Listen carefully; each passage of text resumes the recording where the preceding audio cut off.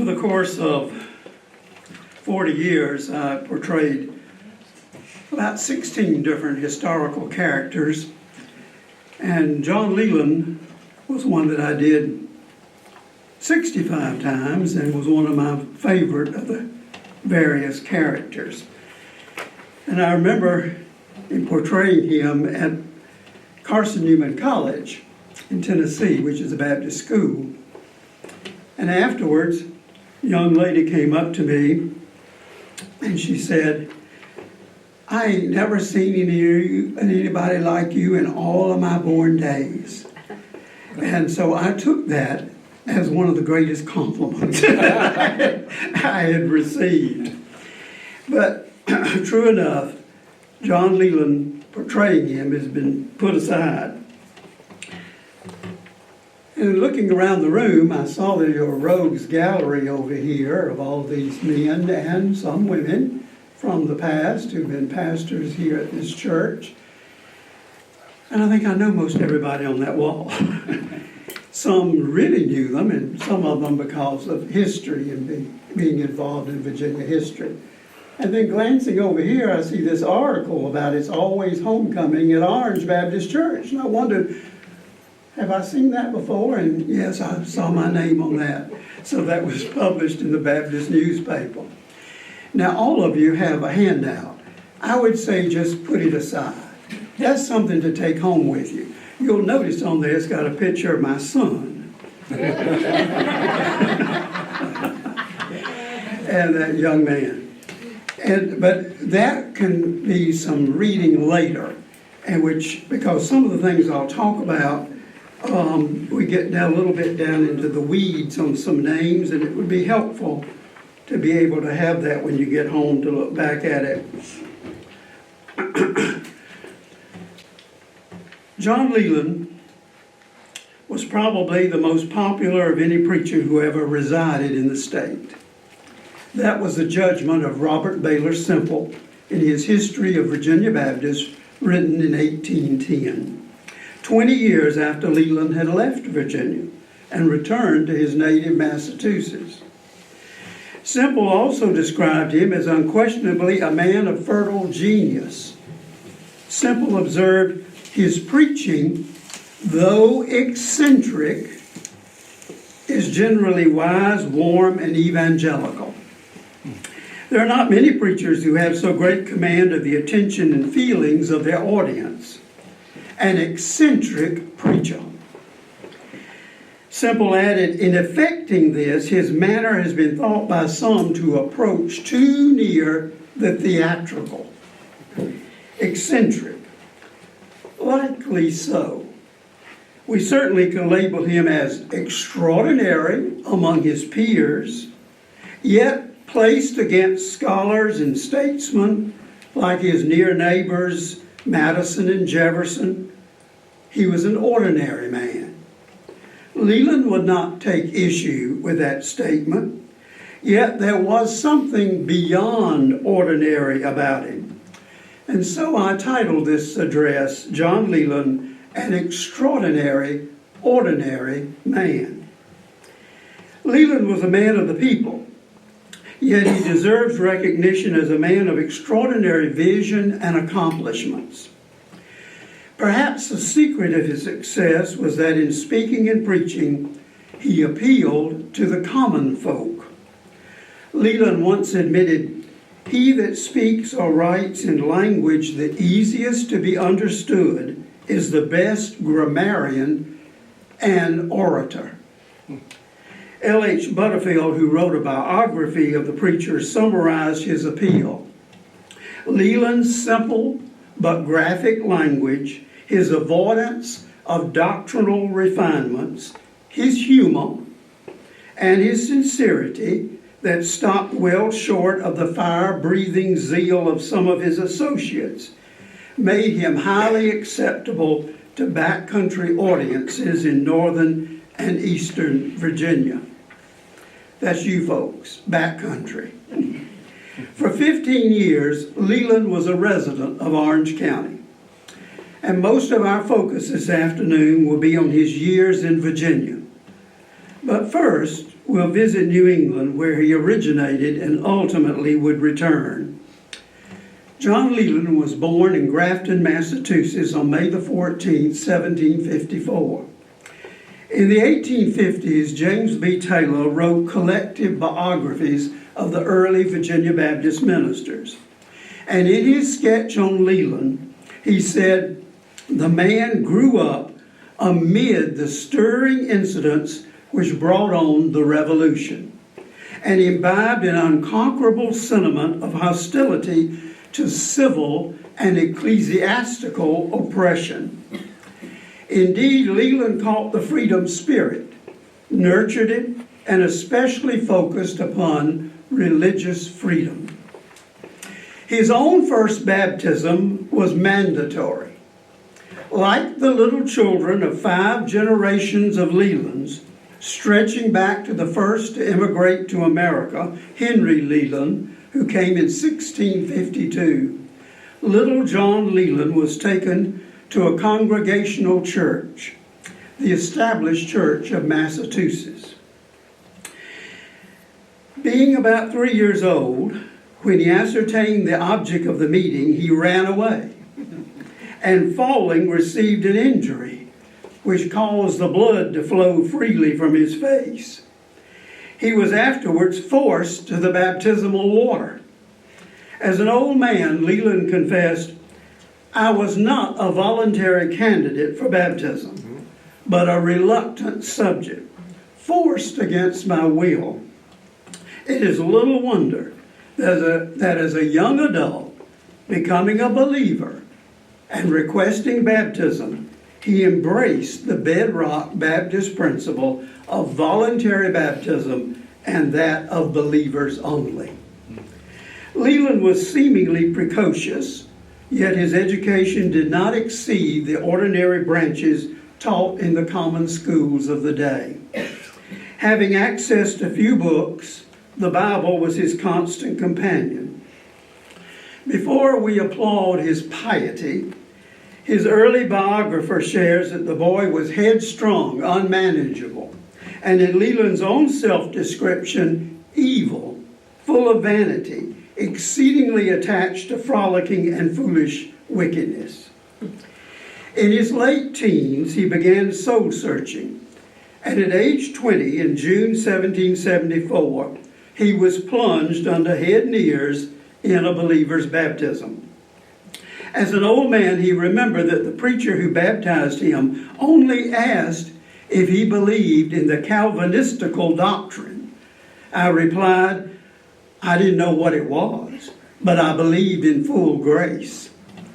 The same preacher chose the young Leland to assist him in administering baptisms.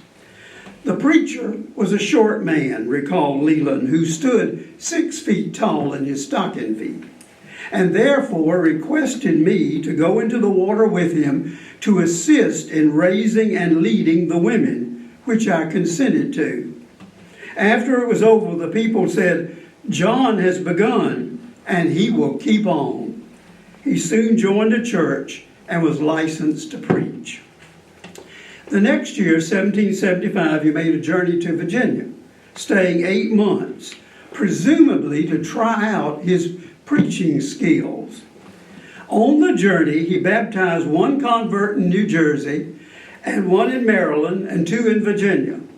It was a beginning. Back home in Massachusetts, on the last day of September 1776, he married Sarah Devine, always identified as Sally, who would be his companion from young adult to old age. Sally endured a tragic childhood when, at age 4, she was left outside in the winter by a brutal stepfather, and consequently, her feet were partially frozen off by exposure. Soon after, a mouth ulcer destroyed her palate, leaving her with a speech pattern which few could understand. Sally lived a hard life, giving birth to 9 children, farming while her husband was away for preaching for long periods, and serving as a hostess for numerous visiting preachers. She was known for strength of character and deep piety. Her granddaughter recalled that Sally used her sewing needle by moonlight to prepare clothes for the family, and the story was handed down that in the Revolution, when famished soldiers came to her for food and shelter, she provided because her God said, "Feed the hungry," and she obeyed. Sources differ on whether there were 8 or 9 children, but I'll go with the 9. The Lelands' marriage began when, after their vows, they immediately left for his second visit to Virginia. They took their time, 6 months, including a stay of 6 weeks in Philadelphia and a longer stay in Fairfax. Leland wrote, "We didn't reach Culpeper until March. At Mount Pony Baptist Church in Culpeper County, I joined the church and undertook to preach to them about half the Sundays each month." Mount Pony was a young church. It had been constituted 2 years earlier in 1774 with 47 members. Nathaniel Saunders was its founding pastor, and the previous year of 1773 he had been arrested in Culpeper County for unlawful preaching as a Protestant dissenter. The justices ruled that he could go free by paying a large bond and by agreeing not to teach, preach, or exhort for 1 year. Saunders chose to remain in jail for conscience's sake. There were Baptists in the colony of Virginia as early as 1714, but their first 50 or so years, they were so few in number that they did not pose a threat to the established order. According to Semple's History of Virginia Baptists, the prevailing sentiment of the Anglicans was, "Let them alone. They will soon fall out among themselves and come to nothing." By 1760, they still were few, although they were divided into 2 parties or types of Baptists. The regulars, who in 1760 only had 3 churches, 2 in Frederick County and 1 in Loudoun, and the separates, who had just founded their first church in Virginia, and it was in Pennsylvania County. All 4 churches together probably had less than 200 members. But especially among the evangelistic separates, the Baptist movement began to spread like wildfire. By the time Leland arrived in Virginia in 1776, there were about 2,000 Baptists. Within 4 years, by 1780, there were 7,000. And looking ahead at the time he left Virginia in 1791, the number was nearly 21,000 in a little more than 200 churches.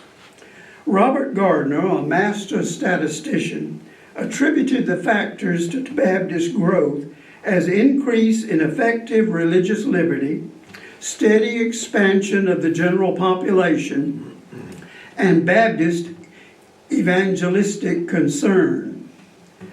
When Sally and John Leland arrived at Mount Pony, they soon discovered that they had entered a hornet's nest.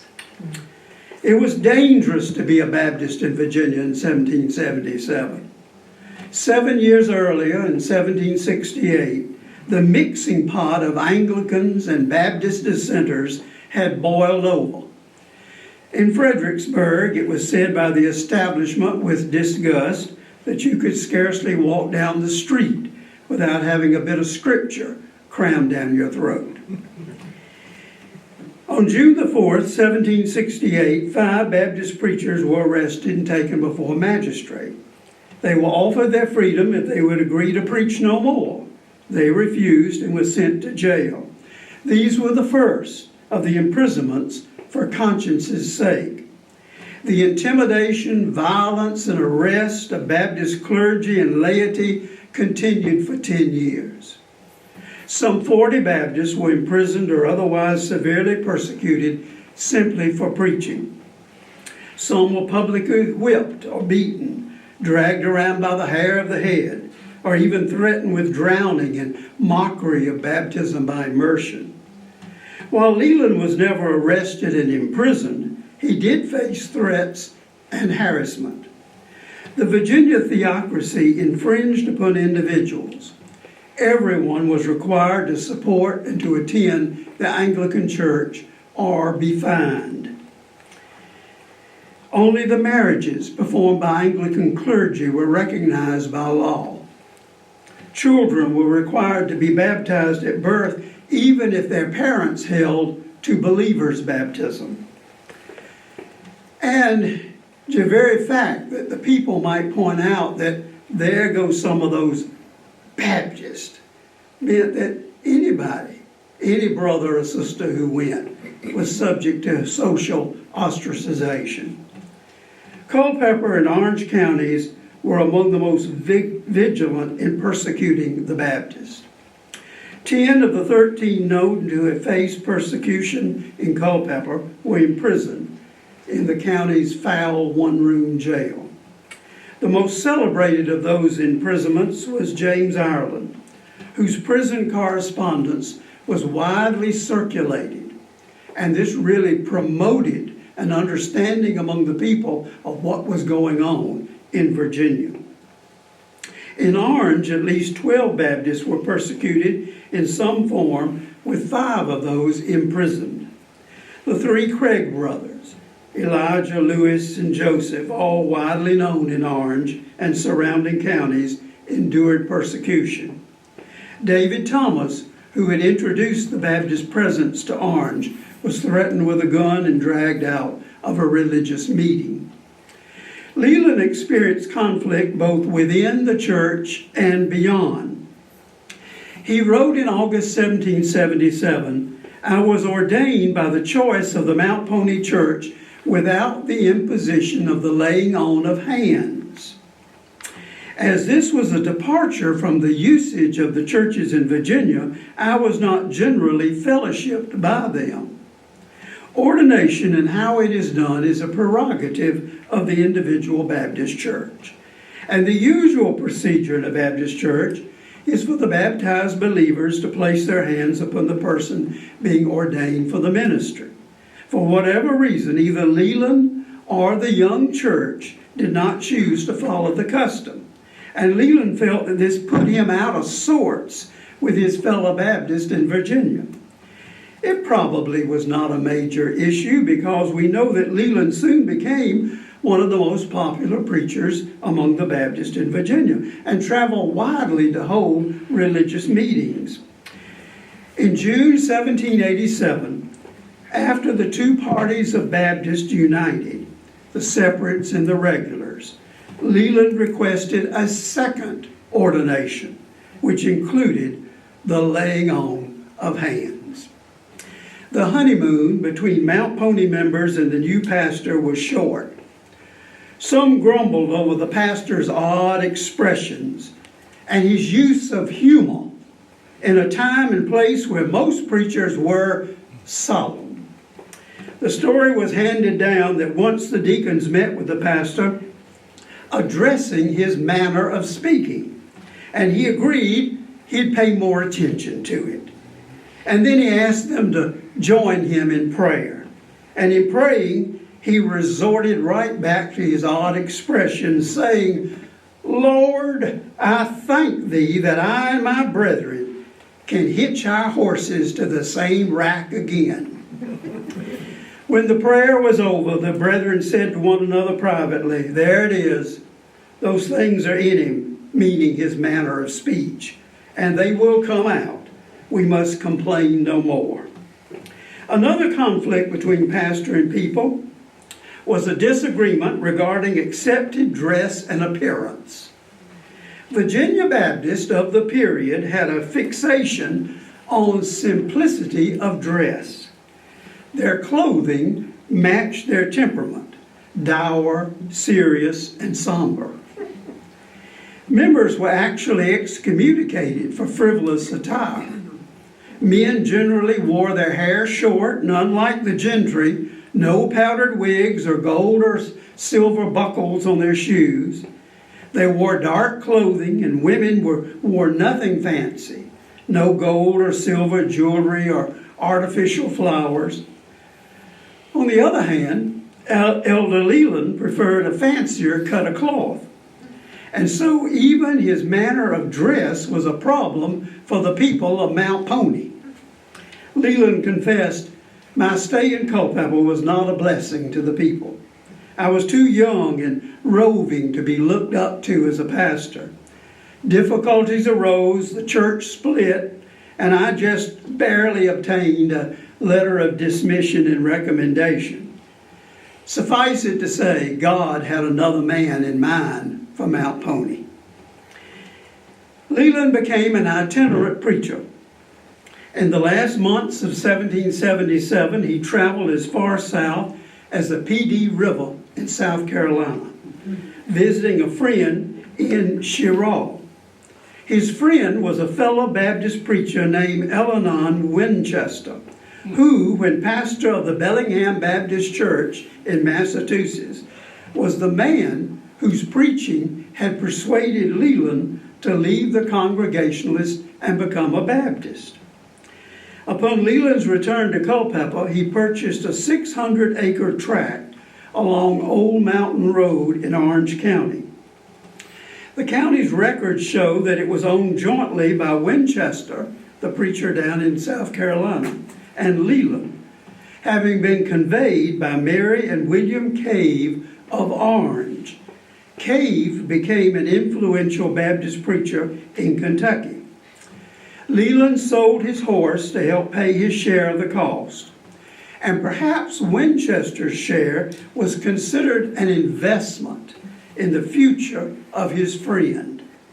By the way, Winchester did not stay long in South Carolina before he became pastor of the prestigious First Baptist Church of Philadelphia. In 1784, the two friends sold the farm in Orange, and 3 years later, in 1787, Leland bought it back. On their farm in Orange, John and Sally began their family. Sally and the children worked the fields when John was engaged in itinerant preaching. Leland was morally set against purchasing a human being to be a slave. Leland said that having moved to Orange, I commenced my labors with ardor. 12 and 14 times a week, I frequently preached. But notwithstanding the constancy of my preaching and the multitudes that attended, there was but small appearance of the work of God's Spirit. I knew that my heart did not burn with the holy fire as it ought to. In the spring of 1779, I appointed a string of meetings about 120 miles as far down as York County. As I had sold my horse to pay for my house and lot, I concluded to go on foot. Accordingly, I started. But as I had a pair of new shoes that pinched my feet, I found I must desist, go barefoot like the old apostles, or purchase another horse.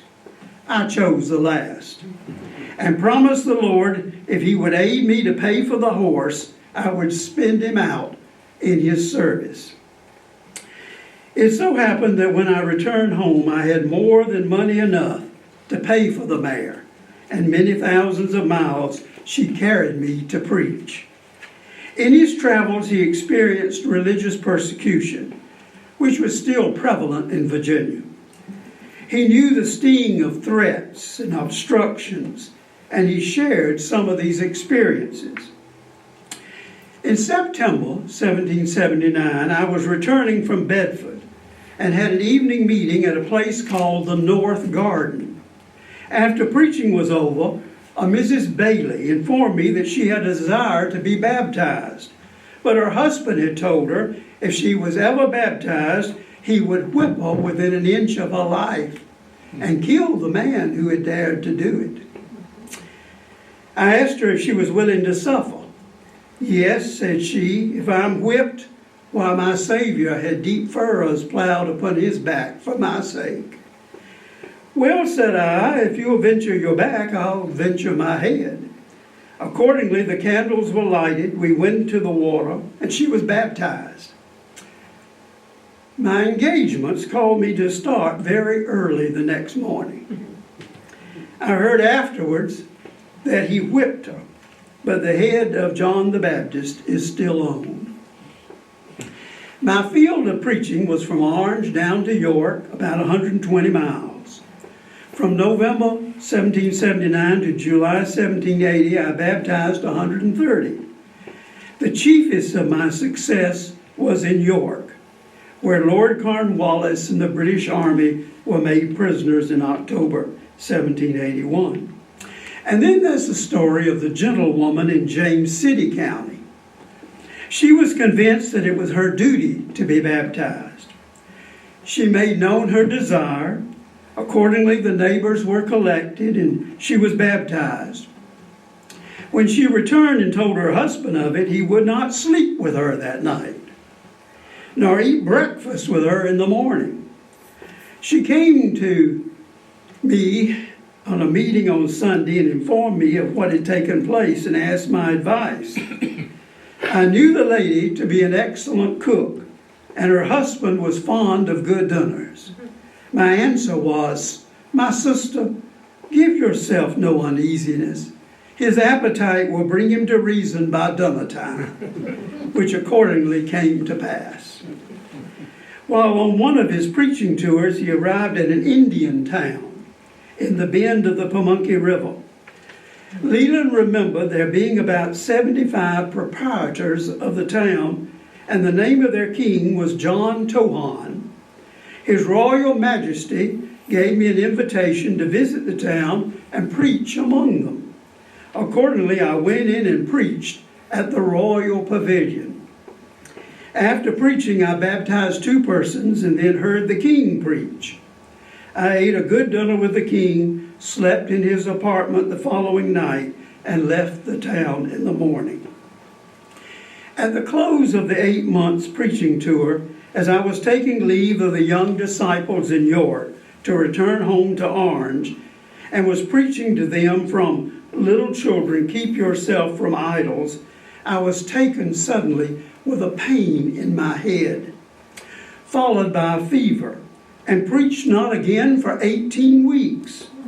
Reports reached home in Orange that I was dead, and a kind of funeral sermon was preached on the occasion.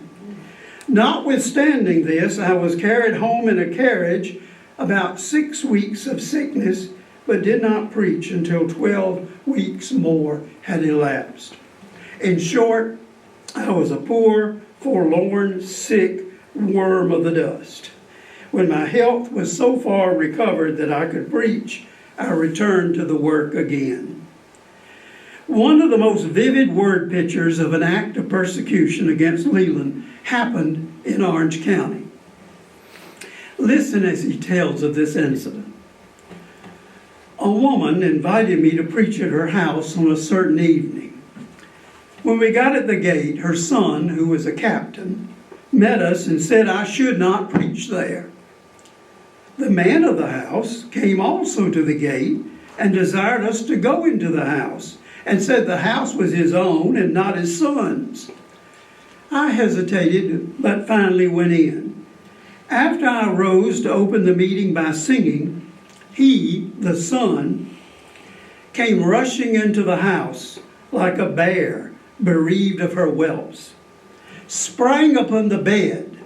Now understand, this would have been a typical Yeoman, Virginia home that was basically one room, which was sleeping room, eating room, sitting room, all in one room. So you picture the son coming in, jumping up on the bed, and with his sword in his hand says, "Let me kill the damn rascal." My wife, who was seated near the head of the bed, when she saw the captain, stepped from the bed with his sword drawn and draw back his arm to give the thrust. Like a female angel, sprang like the lightning of heaven, clasped her arms within his elbow around his body, locked his hands together, and held him in a vice till the men took away his sword. Can't you just picture Sally doing that? We then took a lantern and went into the road and carried on our meeting. As God would have it, a young man and a young woman dated their change of heart at this meeting. Sally Leland had saved her husband's life. Leland despaired that the hardest field to yield converts was Orange. But that was about to change, and help was on the way. In 1786, Leland decided to travel to Pennsylvania County, and in his words, to visit that great man of God, Reverend Samuel Harris. Reared in the Anglican Church, Harris had been converted and baptized in 1759 under the preaching of one of the pioneer separate Baptist preachers in Virginia, Daniel Marshall.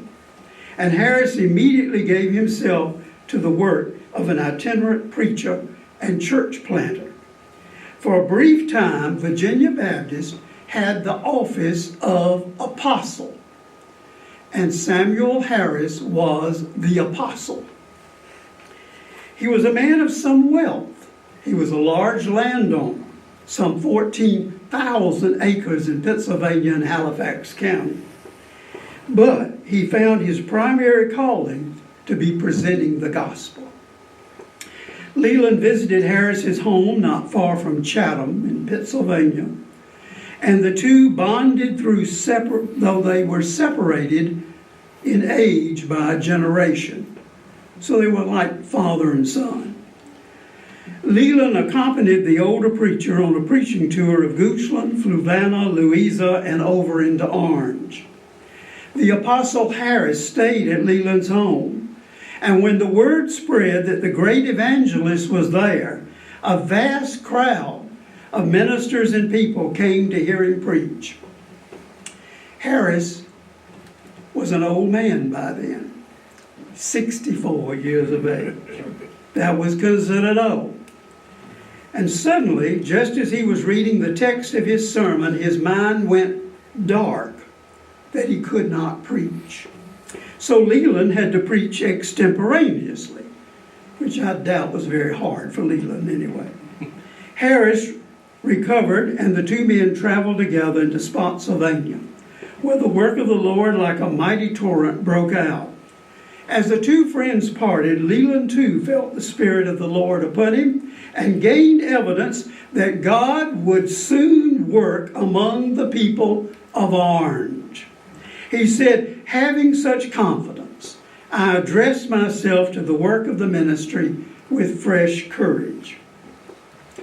It was October 1787, and a dancing school was getting more attendees than any religious meeting.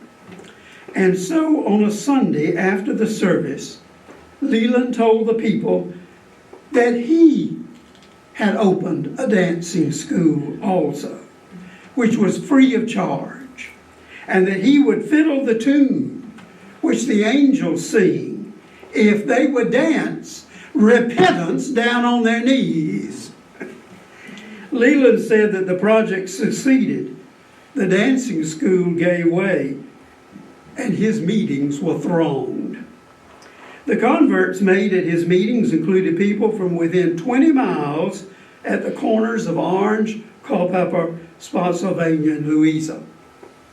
He wrote, when the work seemed to languish in one neighborhood, it would break out in another, and consequently there was a continual fall of heavenly rain from October 1787 until March 1789, during which time I baptized about 400 people. Precisely 3 of them were baptized in 1788, more than I've ever baptized in any other year. Baptist sermons in the 18th century tended to be very long, yet Leland maintained that one of his most successful sermons in terms of immediate results of professions of faith was a short sermon. It was delivered at a Baptist Association meeting in Caroline County, where there were 3 preachers. And when his turn came, Leland felt in every way unprepared. He said, I was hoarse with a cold, and exceedingly barren in spirit.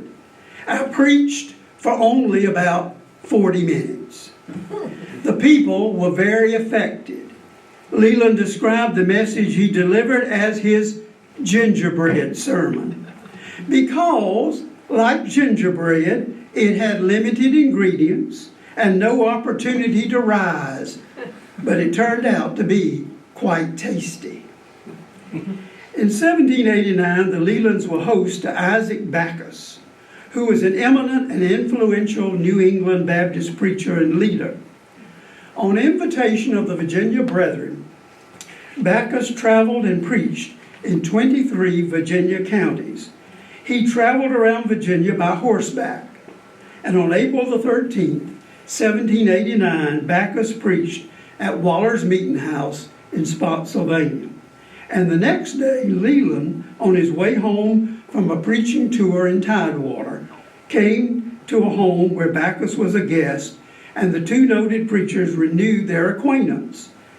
Backus later wrote in his diary that Leland was the only man in Virginia whom I knew before I went there. The next day, the two men rode along together on horseback some 12 miles to Leland's home, where Backus preached in the evening to a very affectionate audience. The next day, Backus preached at what the locals then called an Old England church. We are an Anglican church, formerly an Anglican church, which through research undertaken by my predecessor at the Virginia Baptist Historical Society, Dr. Woodford Broadus Hackley, was identified as the Pine Stake Church of St. Thomas Parish, Orange County, situated about 15 miles northeast of Orange Courthouse, near Mountain Run. From the church, Backus rode 4 miles back to Leland's home. The Leland's house guest confided to his diary that Mrs. Leland appears to be a discreet Christian. Backus also recorded that Leland showed him a record of the baptisms which he had officiated since coming to Virginia, and the total up to that time was 596. On April the 18th, Backus and Leland journeyed together into Louisa County, where the next day, which was the Lord's Day, both men preached to a large and affected audience, which was followed with a baptismal service. The next day, both men preached again, and then they parted. The story of Isaac Backus' visit to the Leland home place intrigued Dr. Hackley, my predecessor, so much that he was determined to find the site of the house. Leland himself, wrote Hackley, recorded that he owned a house and lot while in Orange, where he lived all the time of my stay in Virginia. But he never gave the slightest clue as to its location. A native of Culpeper County, Dr. Hackley knew Central Virginia, and he was a student of history, maps, courthouse records. I suspect that he enlisted one of his former students, Dr. Stuart Grizzard, who's looking at us from the wall over there. From 1945 to 49, he was pastor of this church. I suspect he got Stuart to drive him along the roads of the county to search for the house. His one clue was a reference that the well for the house was across the road from the house. From the deeds, he also knew that it was on the branch of Black Walnut Run and Mine Run, which he determined was near the intersection of the Sleets Shop Road and Old Mountain Road, or on contemporary maps, Route 621 Northwest and Route 20. For a cornerstone in his quest, he was able to place the Verdiersville Tavern on our map. Hackley maintained that we checked everything we could find that Leland wrote or was written about him. Only 3 clues were discovered. Number 1, the house was clapboarded. Number 2, there was a brook 50 or 60 rods from the house where the family washing was done. Number 3, the house was stated or appeared to be on the road from Fredericksburg to Orange. From the study of transfers of tracts of land, it was determined that it had a well opposite the dwelling house, that is, across the road. An elderly resident of Verdiersville community, James Tender, spent an afternoon riding around the area with Hackley without providing much help until Hackley asked, "Was there ever a house on the old mountain road where the family got water from a well across the road?" As Hackley recorded, the answer came quickly and firm. "Why, yes, that's the McCord house, the odd-looking house with the tall chimneys. The well is still in use." Dr. Hackley wrote a thorough and immediate examination of all of our evidence, that is, by the McCord well, revealed that the McCord house fitted perfectly with all the accumulated evidence relative to the location of Leland's house. The McCord house was owned and occupied by 3 generations of McCords. It stood in parallel to the road on the left side of Route 20, soon to be Old Route 20, on the way to Fredericksburg, that is, on the old mountain road. The second house on the left, before reaching Salem Methodist Church, stands approximately on the same site as the McCord house, which was torn down around 1940 to make way for a modern home. Slightly beyond the modern home on the right bank of the road, now topped with cement, is the well across the road, the well that Elder Leland and his family used. A photograph taken about 1935 was included in the article which the Virginia Baptist Historical Society published on the search for Leland's home. And it showed that the house in 1935 had likely changed little over the some 145 years since the Lelands lived there. In 1964, when the article was published, the property was owned by William Mann, who had demolished the old Leland McCord house in order to build the one on the property. And when you come up and look up here, you'll see the map that Hackley drew to locate the house and a picture of the house from 1935. When you see that house, you can understand the comparison with those other 2 men, Jefferson and Madison, who lived on large plantations in elegant homes. And you'll see this little humble home of this Baptist preacher. My own desire to see the spot was fulfilled a long time ago when I visited Zoar Baptist Church. And the pastor drove me along the highway, and he suddenly pointed out the car window and said, "That's where Leland lived." Well, it was all a blur because he was going too fast. But I do recall we were not too far from the Rhodesville Baptist Church. The Leland homestead was visited by at least 2 Baptist notables, the Virginia evangelist Samuel Harris and the New England Baptist historian Isaac Backus, and possibly by the most noted of Orange sons, James Madison himself.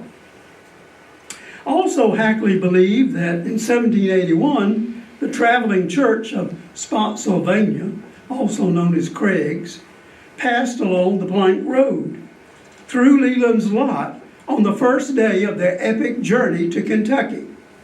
He even imagined that they may have paused at the forks of the plank road and the old mountain road to hear a few parting words from the popular preacher who lived on the hill and refreshed themselves from water from that well across the road. You're familiar with the story of the traveling church, I hope. It was composed of most of the congregation of that church, some 500 to 600 people, who went by covered wagon all the way to Kentucky, where they could begin a new life on the frontier. Slavery in Virginia smacked all of Leland's sensibilities. He wrote, the horrid work of bartering spirituous liquor for human souls, plundering the African coast, kidnapping the people, brought the poor slaves into this state. In some things they are viewed as human creatures, and in others only as property. Their true state then is that of human property. The laws of Virginia protect their lives and limbs, but do not protect their skin and flesh. The marriage of slaves is a subject not known in our code of laws. What promises they make, their masters may and do part them at pleasure. Leland's view of freedom of conscience extended to everyone, including the enslaved. He wrote, "Liberty of conscience in matters of religion is the right of slaves beyond contradiction. And yet masters and overseers will whip and torture the poor creatures for going to meeting, even at night, when the labor of the day is over." Leland preached to mixed congregations, and he observed that the poor slaves, under all their hardships, discover as great inclination for religion as the freeborn do. When they engage in the service of God, they spare no pains. It is nothing strange for them to walk 20 miles on Sunday morning to attend a religious meeting and back again at night. They are remarkable for learning a tune soon and have very melodious voices. They cannot read and therefore are more exposed to delusion than the whites are, but many of them give clear, rational accounts of a work of grace in their hearts and evidence the same in their lives. When religion is lively, they are remarkably fond of meeting together to sing, pray, and exhort, and sometimes preach, and seem to be unwearied in the exercise. When they attempt to preach, they seldom fail to be very zealous. Their language is broken, but they understand each other, and the whites may gain new ideas.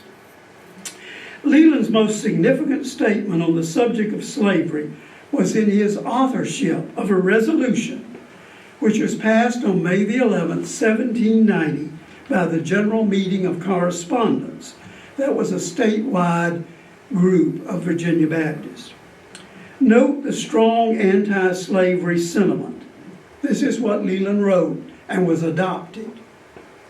Resolve that slavery is a violent deprivation of the rights of nature and inconsistent with a republican government. And therefore, we recommend it to our brethren to make use of every legal measure to remove this horrid evil from the land, and pray Almighty God that our honorable legislature may have it in their power to proclaim the great day of Jubilee, consistent with the principles of good policy. When Leland left Virginia to return to Massachusetts, he created an opportunity to condemn slavery in the most auspicious place in the nation. When Thomas Jefferson was elected president, the farmers in Leland's hometown of Cheshire, Massachusetts, milked 200 cows and made a gift of a giant wheel of cheese weighing 1,400 pounds of curd and 900 pounds when taken from the press. In November 1801, Leland accompanied it to Washington for the presentation. It was called the Mammoth Cheese. And Leland also secured the nickname of the Mammoth Priest. Along the way to Washington, crowds gathered to see the parade of the two mammoths. The cheese was presented in the East Room of the White House.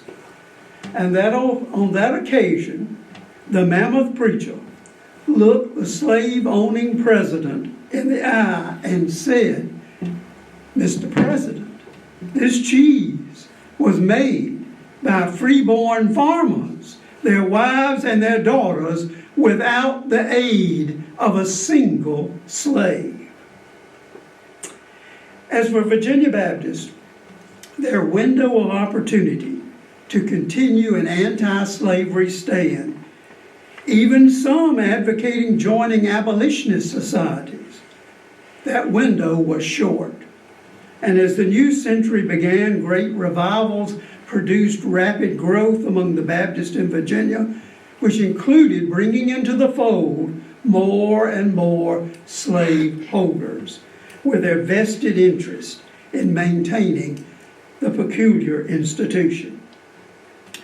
Leland was an advocate for human freedom as well as for soul freedom, and both for all people. He became a strong voice for religious liberty.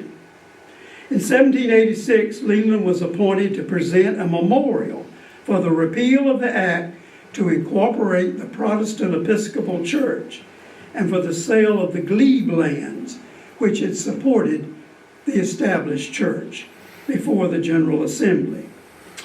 John Moore, the longtime editor of the Virginia Baptist Historical Society's Journal, capsuled the account of Leland's possible influence upon Madison as regards religious freedom.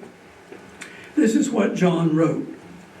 When James Madison was a candidate for election to the Virginia Convention to ratify the United States Constitution in 1788, he learned that the Baptists of Orange County, including Leland, opposed him.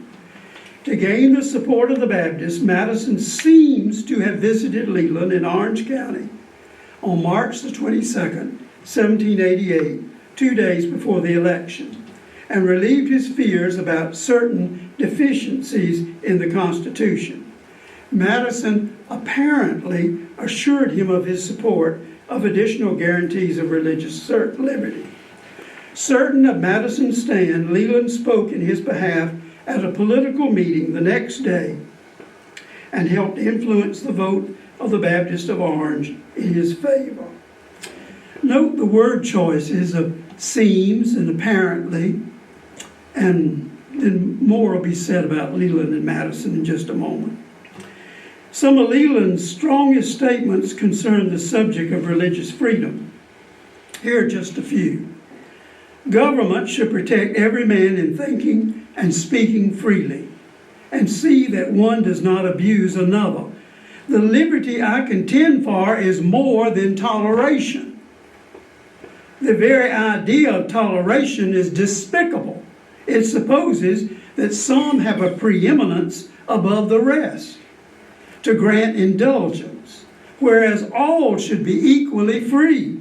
Jews, Turks, that was a word for Muslims, pagans, and Christians.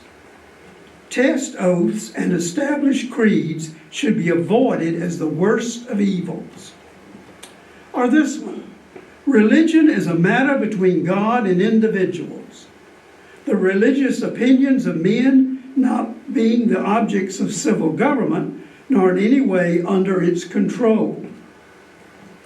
Or this one, I have never labored hard to support the creed of any religious society, but have felt greatly interested that all of them should have their rights secured to them beyond the reach of tyrants. And I like this. Government has no more to do with the religious opinions of men than it has with the principles of mathematics. Let every man speak freely without fear, maintain the principles that he believes, worship according to his own faith, either one God, 3 gods, no God, or 20 gods, and let government protect him in so doing. When every man has this liberty, what can he wish for more?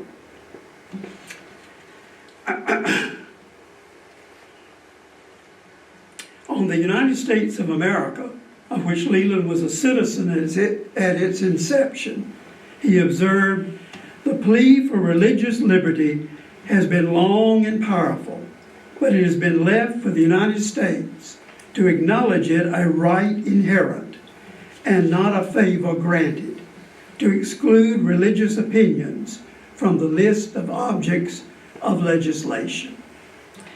Indeed, religious liberty is the one contribution that America has made to civilization. In 1791, John and Sally returned along with their children, who were mostly grown, to live in their native Massachusetts. The journey by ship was fraught with danger. A great storm came upon them. After 12 hours of incessant watching and agonizing prayer, expecting momentarily to go to the bottom, Sally appeared to sink into a slumber. But presently turning to her husband, she exclaimed, "We shall not be lost."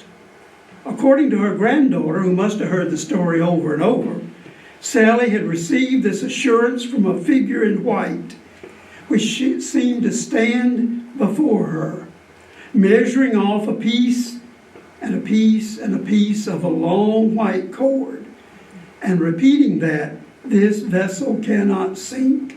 I have undergirded it." They survived the storm. After his return to Massachusetts, Leland became pastor of the Baptist Church at Cheshire and served until shortly before his death. He was active in the struggle to de-establish the Congregational Church in Connecticut and Massachusetts, and he represented Cheshire in the Massachusetts House of Representatives. In January 1814, he returned to Virginia for a preaching tour, which lasted 80 days, covering 700 miles, including more than 70 preaching engagements.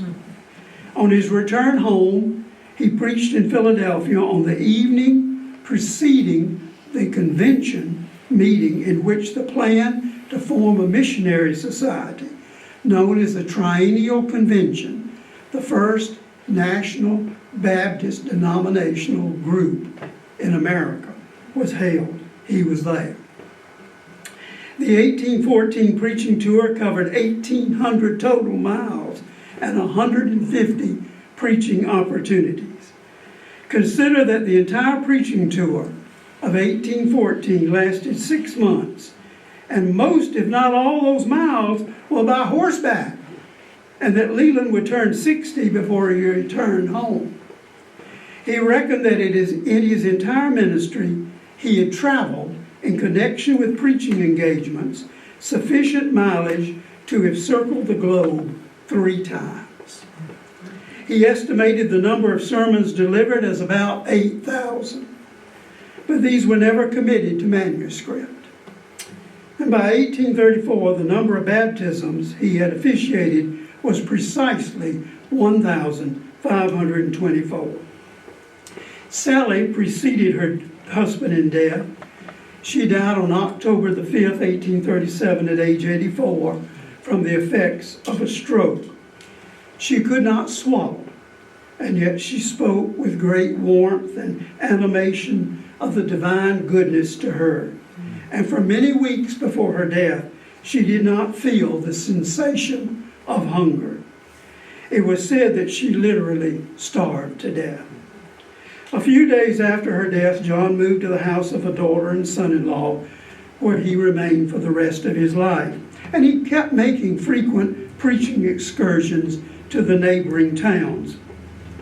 In January 1841, Leland was on one of those preaching visits when he suddenly became ill. His last sermon was drawn from the first epistle of John on the nature and character of the Holy Spirit. He was staying in a private home, and the host heard a noise, and upon examining the bedroom, found that Leland was on the floor complaining that his limbs would not obey him. And what must have been a stroke, Leland lingered for a few days. He gave his tobacco to friends present at his bedside and motioned that they should smoke. On January the 14th, the caregiver left him momentarily when another motioned for her to return, saying his spirit has taken rest in the bosom of its God. John Leland lived 86 years and 8 months. His remains were conveyed to Cheshire, where a large assembly of neighbors and church folks came for his funeral. He was buried beside his wife, and in time the family erected a simple obelisk of blue marble to mark their common resting place. On it was engraved this epitaph, which Leland had suggested: Here lies the body of the Reverend John Leland of Cheshire, who labored 67 years to promote piety and wisdom and vindicate the civil and religious rights of all men. Finally, we come to the part of the Leland story which likely intrigues most of us. Did or did not Leland and Madison have a meeting, or even two meetings, or no meetings, as regards what became the First Amendment with its guarantee of religious freedom? John Moore, the longtime editor of the Society's Journal, caps through Leland's possible influence upon Madison as regards religious freedom. When James Madison was a candidate for election to the Virginia Convention to ratify the U.S. Constitution in 1788, he learned the Baptists of Orange, including Leland, opposed him. And so Madison received a letter from a friend saying, "I think you should come early to Orange before the election, for there are enemies to the Constitution, chiefly among several of the Baptist preachers, including Leland and Bledsoe. And maybe if you came and talked with them, maybe you could persuade them for the Constitution to pass, and then there could be a series of amendments to catch up with the things that were left out." When I was presenting my monologue as if I were Leland and I came to the inevitable point of having to address this part of the story, I usually commented something like this: "All I can say about the matter is that I wrote a congratulatory letter to Colonel Madison, saying, if my undertaking in the campaign conducted nothing else towards it, it certainly gave Mr. Madison one vote." And those are Leland's actual words. And then I'd make an aside comment, something to the effect that one vote, his own vote, is all that any minister should be able to deliver. And then I'd repeat the rest of what Leland said in his congratulatory letter to Madison of February 1789.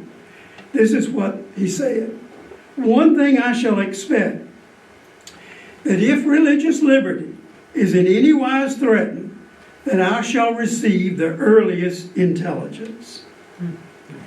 There was one other line in that letter which gives some conjecture about the Leland-Madison relationship. Leland wrote, "I take the liberty of writing thus to you, lest I should not be at home when you pass by on your way to Congress." Did Leland believe that he had such a friendly relationship with Madison that the great man would actually pay him a call at his home? That the great man already knew where that humble abode was located? Had Madison been there in the past? The pros and the cons over there having been one or two face-to-face meetings of Leland with Madison, or no meetings, they can leave a Philadelphia lawyer perplexed.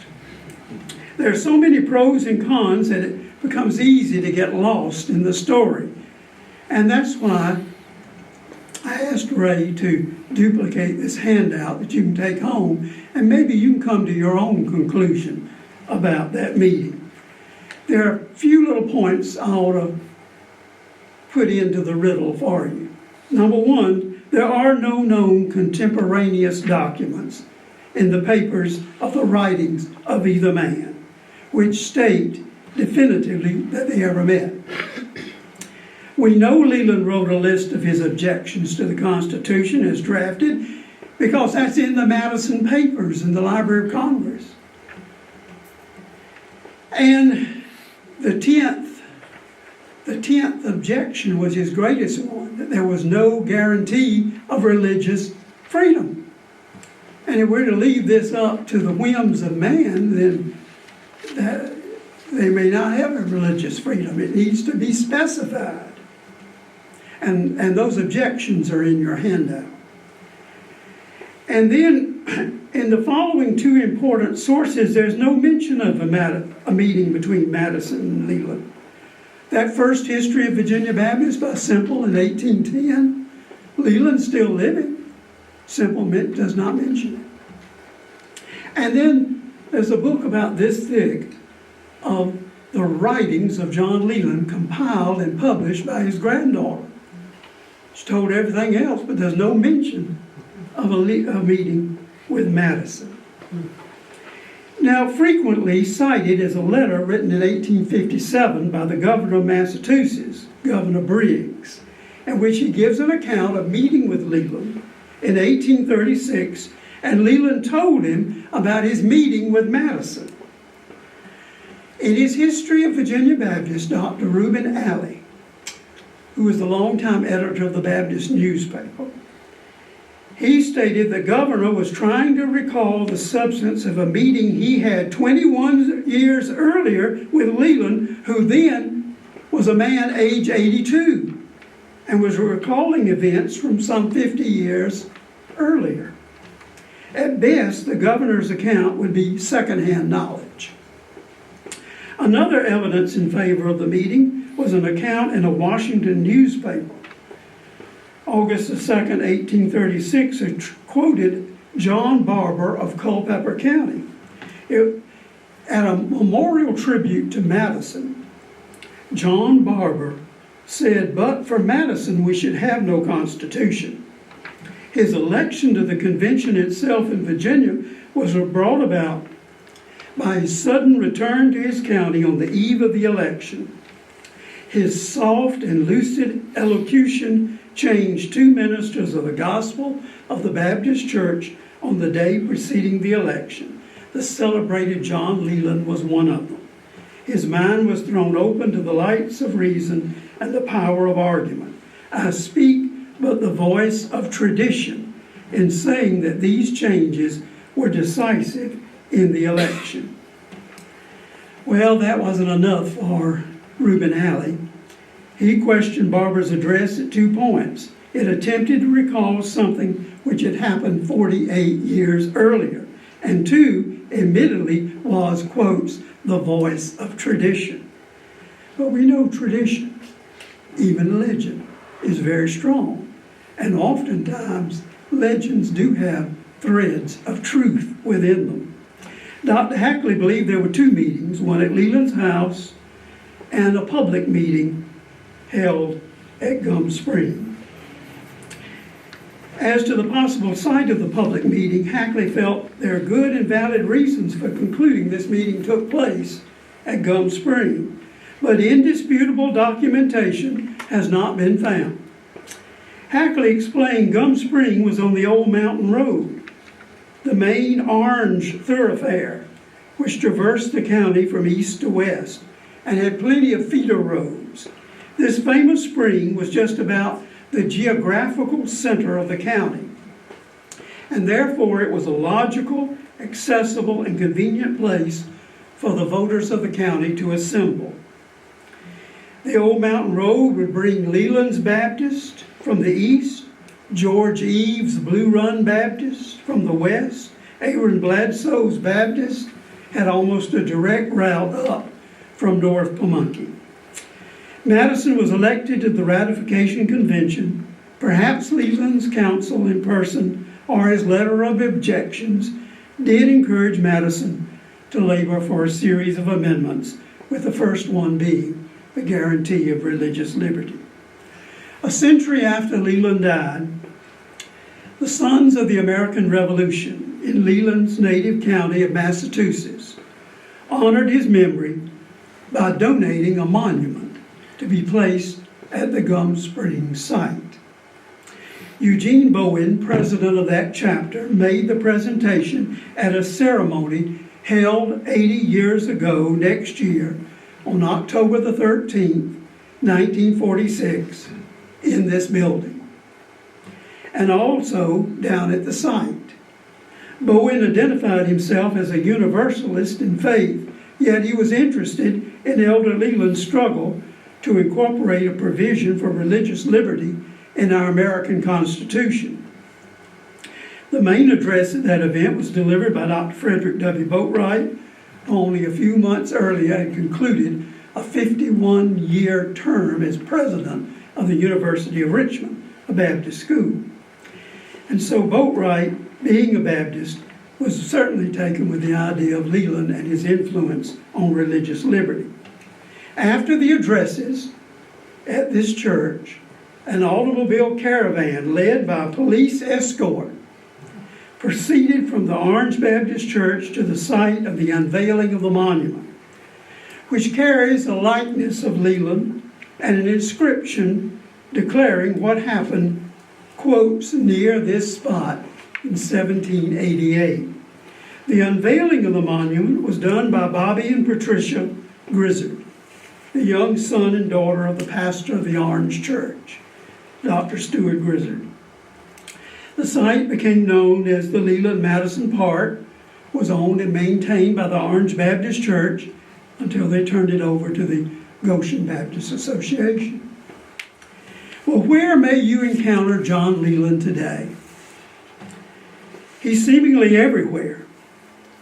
When I picked up a copy of John Meacham's new biography of Abraham Lincoln, and as I turned the page, there was John Leland, this engraving, and his resolution condemning slavery. As you know, the Lincoln family was in Virginia, so therefore he's looking to the idea that influenced Lincoln. And then when you visit the Virginia Baptist Historical Society's building on the University of Richmond campus, there's a painting depicting Leland and the meeting with Madison. I brought a copy of that with me. Go to Birmingham, Alabama and visit the Beeson Divinity School at Samford University, a Baptist school. When you go in the main building and you look up, there's a dome like the U.S. Capitol dome, and the artist has painted all this cloud of witnesses looking down, and among those people is John Leland. The John Leland Center for Theological Studies is headquartered in Arlington, Virginia. The Baptist Joint Committee for Religious Liberty, housed on Capitol Hill, frequently quotes Leland in its publications. Go to your computer, you can read that entire big, thick book of the writings of John Leland. It'll take you a while. It took me all summer to reread it again for this. You also encounter Leland's lasting influence for freedom of conscience in America anytime you enter a house of worship, be it a church, a synagogue, temple, mosque, or one's own prayer closet. John Leland, he being dead, yet speaketh. Thank you.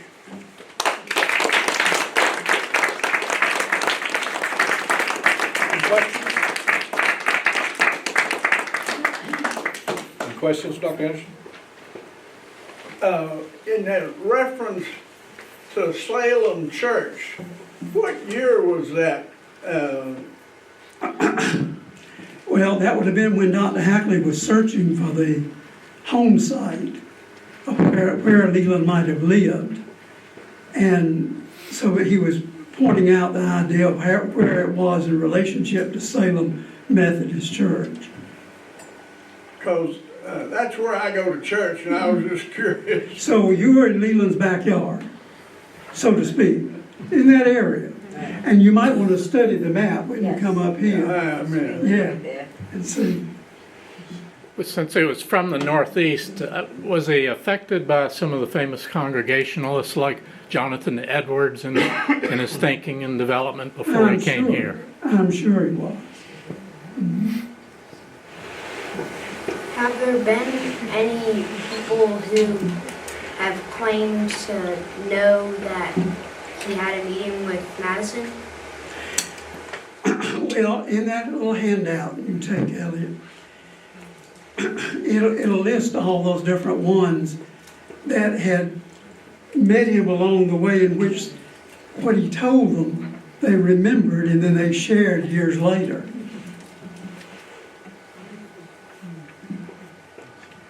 So why did Leland and his family go back to Massachusetts after their time in Virginia?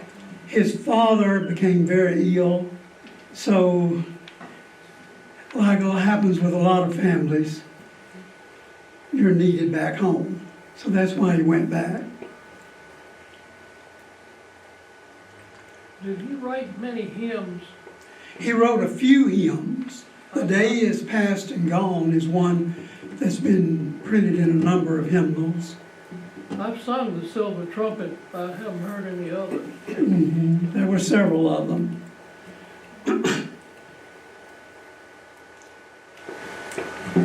Do you think realistically Leland did meet with Madison?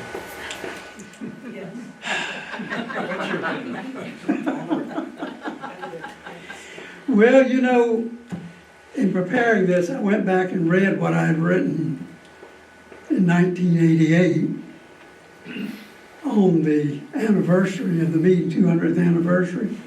And I spoke at Montpelier, too, for that. And, you know, I've always been a believer. I think where there's smoke, there's fire. There ought to be something there to it. But, you know, I still believe in the tooth fairy, too. So. I think there was definitely an influence. And it was Madison's brother, Ambrose, who actually was conveying this message to James Madison. You should come and you should hear what Leland has to say. So I rather think he probably did find some opportunity. Hard to picture him walking in this little house, but maybe he did. And isn't it a shame that house got torn down? It would be a shrine today. The house where the well was across the road, Right. is that located, known today where it's at? Oh, pretty much is, and again, from that article, it gives the approximation of where it is. And again, when you study this map, you might be able to try to, but the house, that house is gone. There was a modern house in 6. It was built on it. Yeah. The house I was raised at is on Pine Stake Road, and the well was across the road from the house. Do we have, And, Oh, yeah. and it stayed like that until they redid the road, I guess 15 years ago, whenever Atlantic Research and all that was going on. But I was just curious because that house was rebuilt in 1843. So I was just wondering if that could possibly be the location of his house. we may have, you may have a resident who lived there. You may be. Ellie, What was the number of baptisms that Leland did? at the end, it was over 1,500 and something. So he had triple his baptisms by the time. Very observant, yes. He had a very good track record, didn't he? That would look very good on the annual church letter. So anybody who believes in artificial intelligence, I asked Rock about James Madison and Leland meeting, and Rock says, yes, they did meet. In March of 1788, it occurred at what is now the Leland Madison Memorial Park in Orange County. There you have it. During Madison's campaign for election to the Virginia Ratifying Convention for the U.S. Constitution. So I don't know where Grok is getting its source, but it's out there somewhere. Probably from From that. That's right. Well, there is a value to artificial intelligence. One thing about it, going back to that house, on one of Leland's preaching tours, after he left and was gone for such a long time, and Sally is left there with the children. Have you ever heard the story of the groaner? She began hearing this groaning sound in the walls of the house. And it continued and continued and continued. And after several weeks of her husband's absence, about drove them crazy, she and the children. The sound. When he returned, he took down the clapboards looking, because he heard it too, thinking, it was a swarm of bees, hornets, something in the walls, or some animal of some kind, and never resolved it. So then he turned to the only remedy he knew, and the remedy that never failed him. He prayed. And he prayed, Lord, if this be an evil spirit, remove it from this place. If it be something good, let me learn from it. And when he finished the prayer, for the first time in all that period of time, the groaning ceased. Now that is in the writings of John Leland in that book published by his granddaughter. And I'm sure in that family they all talked about the groaner. Did you ever hear groaning? No, Whether there's still a spirit over there or not. Anyone else? I can tell you a story that's related to Leland Madison. Please. The RHJCs at one time was responsible for the maintenance of that park, and I happened to be the chairman of the committee for a while. And so we got to know something about that little piece of property, cleaning it up and what have you. And those of you who drive by it know where that big tall stone is that has the inscription on it. And a lady called us up one day and said, somehow or other that stone has been turned 180 degrees. Don't know how it happened, I just saw it this morning. So I got 2 or 3 guys and we went down there and we got a hold of that thing and we wrestled it and turned it around and got it back to where it's supposed to be. So 2 weeks later she called us up and said, the stone's turned again. We went down there, 2 or 3 of us, got that stone, wrestled that thing back in place. But a week later she called up and said, I saw that drunk move it this time. One guy. I don't know what he had influencing him, but he could move that rock. But it was always our understanding it commemorated the meeting, but that the meeting did not actually physically take place there. So you see, it's behold a mystery. There's a lot of mystery about it. Now I understand at y'all's earlier meeting you had a story about Elijah Craig. Elijah Craig, of course, also had orange roots and was an interesting character. Many of you know, of course, that besides being a Baptist preacher of renown, besides having faced persecution, you know, of course, what his great contribution was. Whiskey. Yes. And about 50 years ago, I went out to Georgetown College, and I was visiting the president of the college, and there's a big portrait of Elijah Craig, because he founded an academy among the Baptists who started a school, a little academy, which eventually grew into what's Georgetown College. And he told me that he was facing a great predicament because he had been invited to come for the unveiling of a plaque to honor Elijah Craig for his contribution to the bourbon industry. But Georgetown College was still, and I guess still is, a Baptist school. That was his great conflict of conscience. One other Elijah Craig story. Some years ago, I helped an elderly retired minister friend of mine move to the Baptist retirement community. He lived out in the country, and I made several trips with him, moving things from his house to his apartment. And one day in his house, he opened the closet, and there was this Elijah Craig whiskey bottle. Just a little bit left in the bottle. And I'm sure his wife had used it for fruit cakes at Christmas. And That's important. I told him, I said, you know, before you throw that away, maybe I ought to have that bottle for the Virginia Baptist Historical Society. What in the world I was thinking of, I don't know. But I said, so he said, well, it's so old it's probably not any good anymore, but I'm going to try it. And he passed judgment on it and handed me the bottle. Now I had this empty whiskey bottle. What was I going to do with it? Well, for a long time it rode around in the floorboard of my car. Because, I mean, really, what would I do with it? Would I put it out there on display? Would I tell all that story for my primary Baptist audience?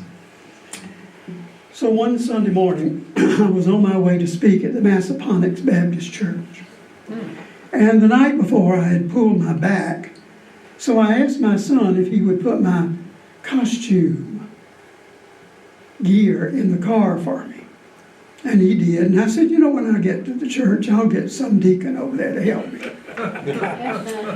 So on my way out, I picked up the Richmond newspaper thinking that, you know, I might have some time to look through the Sunday paper. So I had it in the car too, and pulled into the church parking lot, walking across the lot.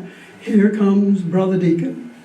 Said, can I help you in any way? I said, yes, you know, I pulled my back. And my costume is in that suitcase in there. If you don't mind helping, I'd be glad to help you. And suddenly I remembered the whiskey bottle. And I said, you know, my back feels much better. I can do this. He said, no, no, no. And we argued all the way across the parking lot. I had to get at least 5 paces ahead of the Brother Deacon. I got that far ahead. I picked up that Sunday newspaper and I threw it down on the floorboard over the Elijah Craig bottle. When I got home, that bottle went in the garbage can. So there's my Elijah Craig stories.